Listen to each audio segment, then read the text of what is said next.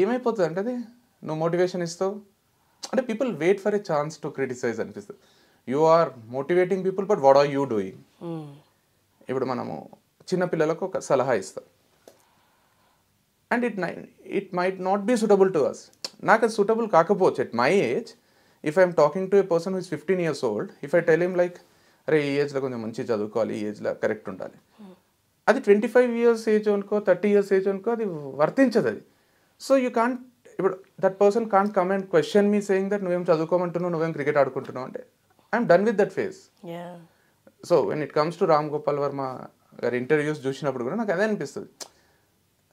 చాలామంది ఇన్ఫ్లుయెన్స్ అవుతారు, అరే ఇట్లా ఎంజాయ్ చేయాలి. But what did he do at an age of 21, 22?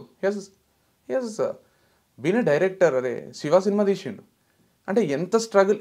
ఇప్పుడు ఏం ఎంజాయ్ చేస్తున్నాడో అది అప్పుడు చేసి ఉంటాడు కదా.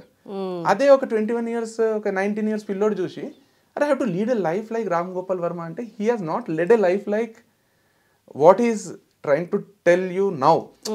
నాకు ఒక దగ్గర అడిగిండ్రు నాగార్జున యూనివర్సిటీలో ఇక్కడ రామ్ గోపాల్ వర్మ ఎంజాయ్ చేయండి, చదువులొద్దు ఏమొద్దు, చిల్ చేయండి అని చెప్పిండట.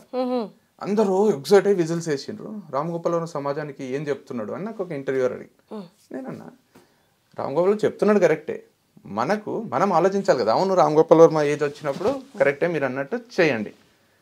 ఆయన ఎంత స్ట్రగుల్ అయ్యి ఎంత గోల్ ఓరియంటెడ్ ఉండి ఆయన ఎంతమందిని కన్విన్స్ చేసి అక్కడ అమితాబ్ బచ్చన్తో సినిమాలు తీసిండు, అమీర్ ఖాన్తో తీసిండు, నాగార్జునతో తీసిండు, వెంకటేష్తో తీసిండు, శ్రీదేవితో తీసిండు. It's not an easy thing. అంటే he might be so focused, అంతా చేసి అంత సక్సెస్ అయిపోయి మొత్తం పాన్ ఇండియా అని ఇప్పుడు అంటున్నాం. కానీ ఆయన అప్పుడే ఒక తెలుగోడు పోయి అక్కడ సర్కార్ రాజు రంగీలా తీస్తుంటే అందరికి ఏం జరుగుతుందో అర్థం కాదు. So he has done all right things in his life.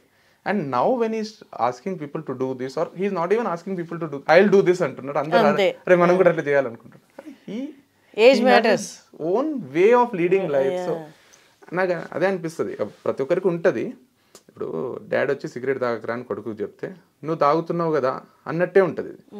So he at his age కరెక్టే సిగరెట్ మానేసి చెప్పారు. గాంధీజీ చెప్పినట్టు టీచ్ ఓన్లీ ప్రీచ్ ఓన్లీ ఏమంటారు వెన్ ప్రాక్టీస్ అన్నట్టు కరెక్టే అది. బట్ ఎట్ టైమ్స్ ఏమవుతుందంటే జెండర్ డిఫరెన్సెస్ ఉంటాయి, ఏజ్ డిఫరెన్సెస్ ఉంటాయి అండ్ యూ కాంట్ సెటిల్ అయిన తర్వాత యూ క్యాన్ అని కాదు but at least maturity or you know what is right what is wrong. Not an age of 15 or 16 you don't even know కదా, you only feel like you know everything. But ఆనెస్ట్గా ఆ ఏజ్లో మనం కూడా తిరిగి చూసుకుంటే అప్పుడు అన్నీ తెలుసు అన్నట్టు బిల్డప్ ఇస్తాం కానీ అప్పుడు ఏం తెలియదని ఇప్పుడు తెలుస్తుంది.